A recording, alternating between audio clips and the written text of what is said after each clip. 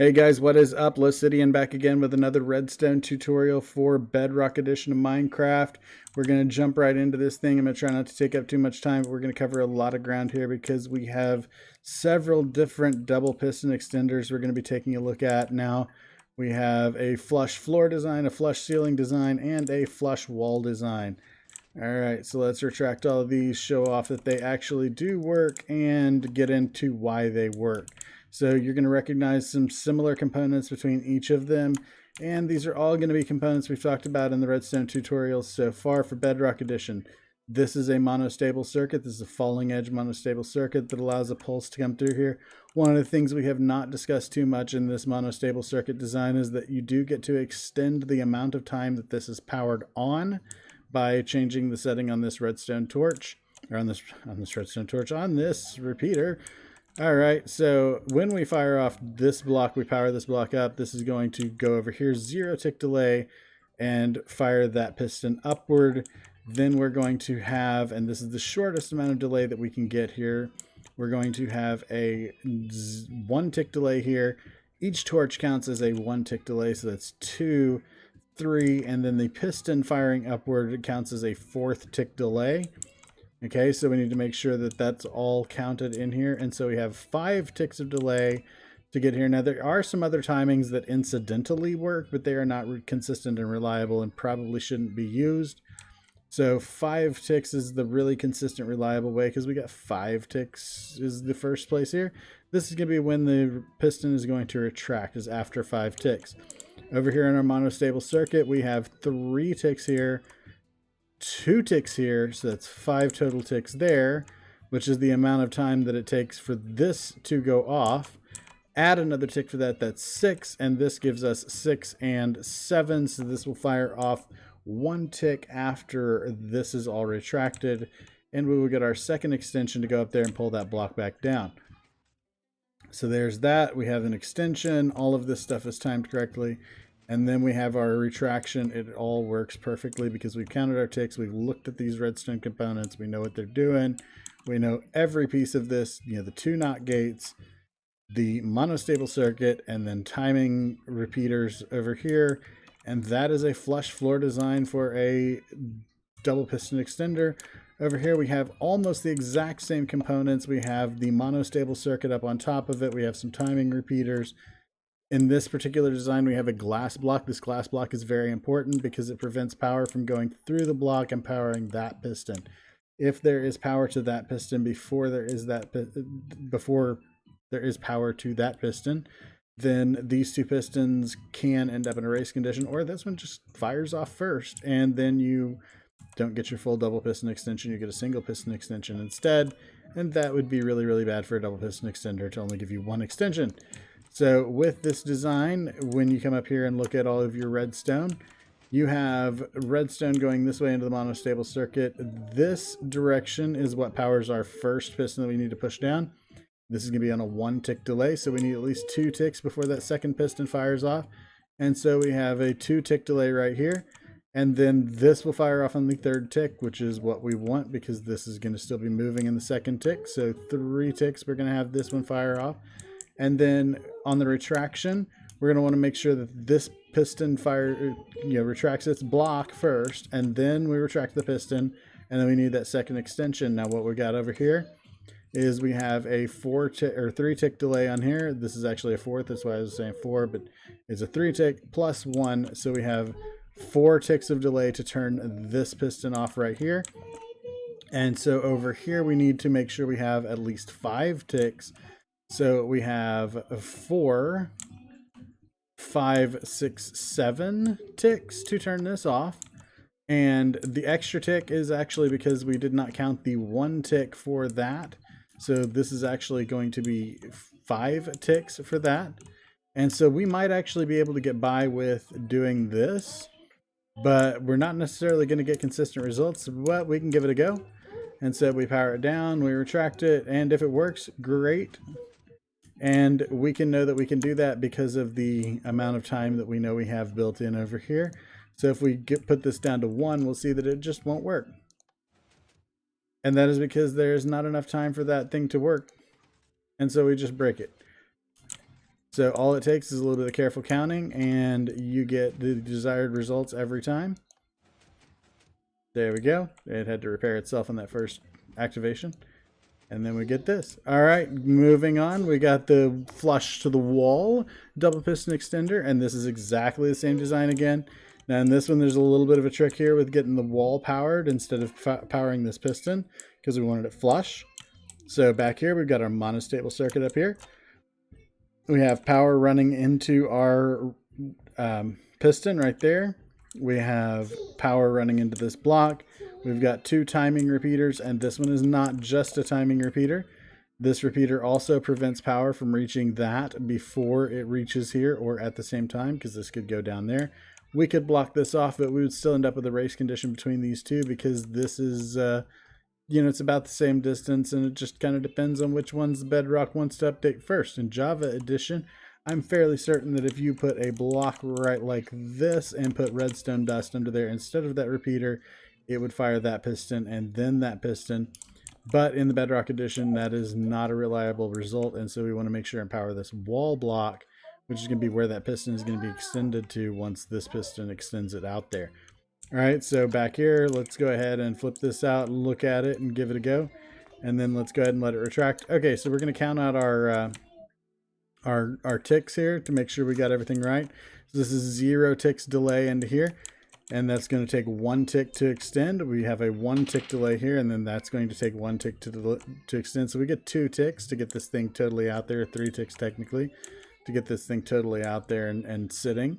And then when we retract, right, we gotta wait for this to retract. So this can be off. That's 2 ticks to retract that. And so we need a 3 tick delay right here. So that's our 3rd tick to get that turned off. And then that's gonna pull this piston back here. But then we need 4 ticks, right, to get this to do our second set. So this is 3 ticks here. And then we have 4, 5, because this piston retracting counts as 1 tick. So that's 3, 4. And then this is going to be 3 here before it unlocks this. And then this is going to be, well, this is going to be 3 here before this unlocks this. And then 4, 5, right?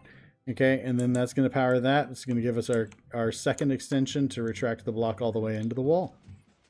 And there we go. Now these are really cool because you can do a lot of fancy fun stuff with these. So over here we have a 3x3 flush hipster door. I actually really like this design, especially the iron blocks and the sea lanterns. I think it looks pretty spiffy, and when you close the door, it looks pretty cool. Does the exact same thing on both sides. Now, this is what I was talking about in one of the previous videos about those XOR gates and versus an OR gate. So this is an OR gate on top of here. If I flip this thing, this all closes, and if I flip this lever over here, this all closes. But if I flip this lever to open my door and then walk through here and flip it to close it, that's fine. But then the guy I just left in my base, he can't get out of my base. And this is why I don't like OR gates. I prefer XOR gates for this sort of thing. This is where you get into with the XOR versus the OR. Okay, so let's jump right into what makes this thing tick, as it were. So our power comes in either there or here. Now over here we have a NOT gate, and this NOT gate is just so that this thing faces away from the door so that it kind of looks the same from both sides. And I know this thing had to be extended out by 1 block to get all of this functioning properly. So there is a 1 block difference in where you can put your switch, although I would prefer switches or whatever be on the wall, like right over here somewhere, instead of like stuck to the ceiling. But switches are easy to move. Redstone inputs are pretty easy to move, so not a big deal. We're going to talk about the functionality and not the feng shui. All right, so moving on up here to the top of this thing, we have the NOT gate. This is going to allow this to be powered, and that just goes right over here to where this is powered as well. So this is just an OR gate on top of there with a NOT gate right there. So NOT and then OR, and then this whole thing gets powered from that. Now this block right here, having redstone running over it, it powers this piston because it powers the block. And that gives us our first push down with a piston. before anything else happens. Now these pistons here, this one and this one, does not matter when these guys fire because nothing else is dependent on them. So everything just kind of runs into them all willy-nilly and it don't matter a bit. Now the last piston we want to fire in this setup though is the second piston of the double pistons. And we are powering the block that is beside it after it gets pushed down. So the first piston extends on 1 tick. That takes 1 tick to get down there. We got our second tick, 1, 2. And then we got this thing that extends down there. All of the rest of these pistons in this entire thing are all on a 1 tick or 0 tick delay.